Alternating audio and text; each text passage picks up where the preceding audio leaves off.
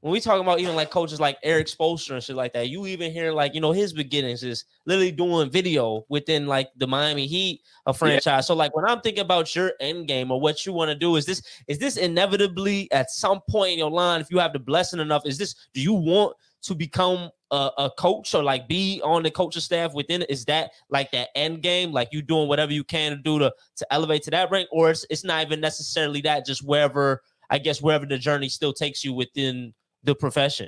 Yeah, I think, man, it's weird. Like for me, I think my mindset is constantly just changing, and it changes from, just to be honest, it changes from what I have access to.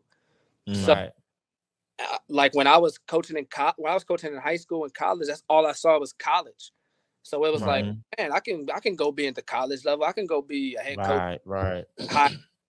But then I got access to NBA player development guys. I got access to NBA players down in Miami. I remember literally, this is one of my favorite stories as well. I had night class at University of Miami, 6 o'clock. My assistant coaches call me and say like, "Hey, John Wall needs to get in the gym." This is 2017. I remember that. Yeah, big extension with the Wizards. John Wall needs to get let in the gym. And at the Miami, a lot of guys would always come through and work out. So, I go let him in the gym. And I'm like, "Hey, what's going on, John? You know what I'm saying? Good, everything good." He's like, "All right, cool. Like, what we got? Like, what we doing for the workout?" And I'm right. "Oh, I didn't know that I was." Oh, he thought you were. He was expecting you to work him out. I was about to open the gym for you. Yeah, I was about to open it and go back to class.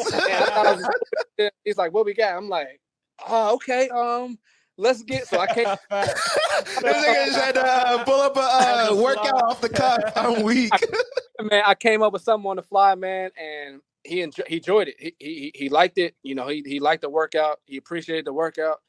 And I remember getting back home. I'm like, man, I just worked out an NBA All-Star who just signed a big contract with NBA. Yeah, a max contract player.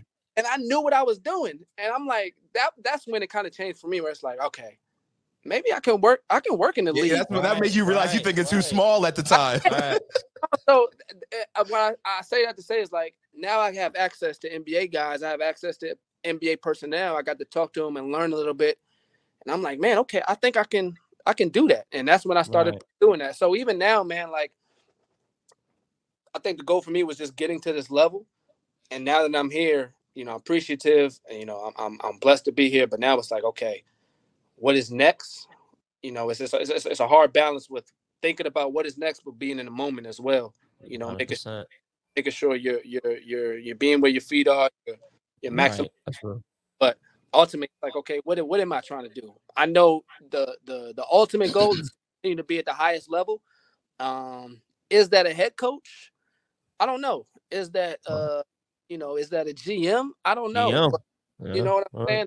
But I think my background and what I have with video, what I have with player development, what I have with on the court, I like it because I'm not a one-horse pony. I believe in of what I'm able to do and kind of blend them all, and we'll see what happens, man. But I think I'm always willing to challenge myself.